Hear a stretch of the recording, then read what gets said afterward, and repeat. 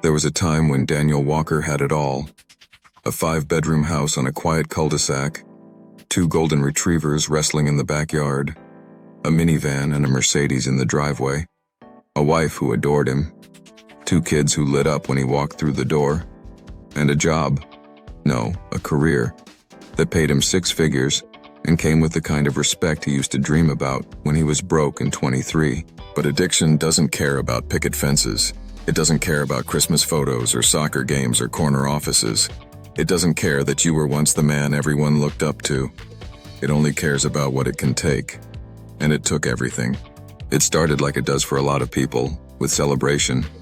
Daniel worked hard, and he played hard. A drink at a business dinner, maybe 2. A few pills after a stressful meeting to take the edge off.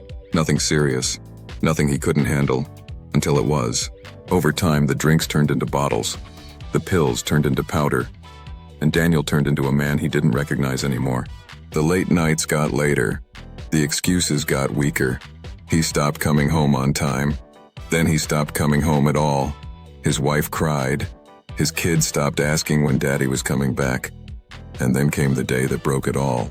He was high at a client presentation, slurring, sweating, rambling. A week later, he was fired. And when he got home, his wife had packed up the kids and left. No note, just silence.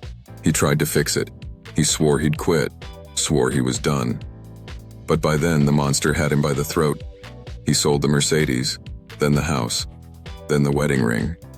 The golden retrievers went to a shelter. And Daniel, once a man of status and stability, was now sleeping in the back seat of a rusted-out Honda Civic behind a gas station. He'd wake up with his spine twisted against the gear shift, his mouth dry, his hands shaking. Some mornings he'd scream. Other mornings, he didn't have the strength to make a sound. He stopped calling people, stopped looking for work, stopped caring if he woke up the next day. He'd stare at old pictures of his kids on his cracked iPhone, crying until his chest ached, wondering how the hell he'd fallen so far. And then, on a night colder than most, when frost clung to the inside of his windshield, someone knocked on his window. It was a guy named Joe, mid-50s, weathered face, kind eyes. He handed Daniel a hot coffee and a cigarette. "You don't have to live like this anymore," Joe said. Daniel laughed bitterly. "What, you gonna give me my house back? My wife? My kids?" "No," Joe said. "But I can show you a place where you'll meet people who've been right where you are. People who found their way back."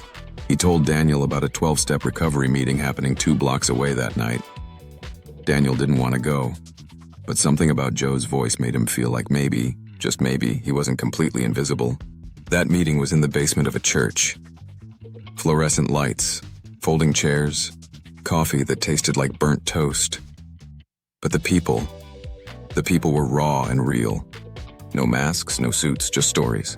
Just a woman with 20 years clean talked about losing custody of her baby and getting her back. A man with tattoos crawling up his neck shared how he used to sleep under the same overpass Daniel parked his car beneath. One guy just said his name and cried for 5 straight minutes, and nobody told him to shut up. Nobody laughed. They just let him feel it.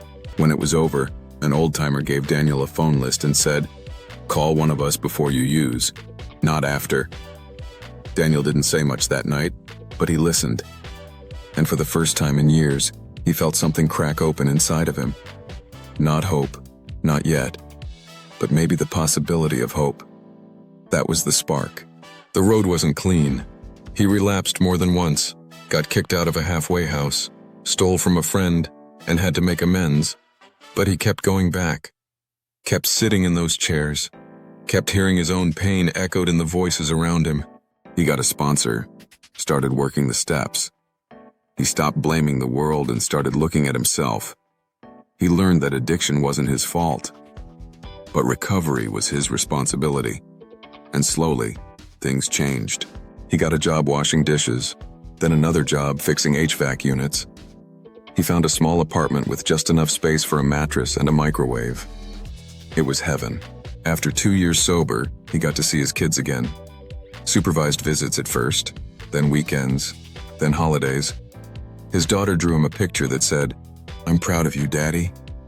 He keeps it folded in his wallet, right behind his 3-year sobriety chip. Now Daniel leads that same meeting where Joe found him. He tells newcomers, it's never too late to come back to life, because that's what recovery gave him. A life, not the one he lost, the one he never knew he could have. One with truth and humility, one with connection, one with purpose. Not perfection, but progress. Not shame, but grace.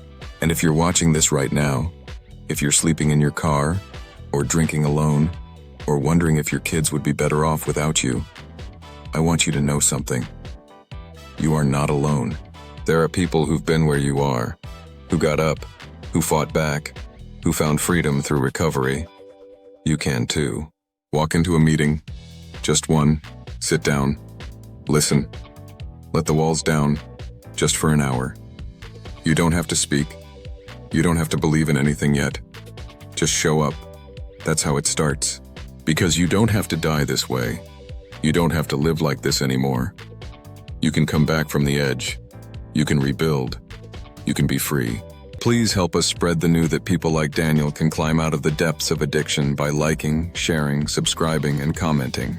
And if you're looking for recovery milestone gifts, personalized recovery items, clothing, hats, jewelry, or other items, please check out our recovery store at thatrecoverylife.com.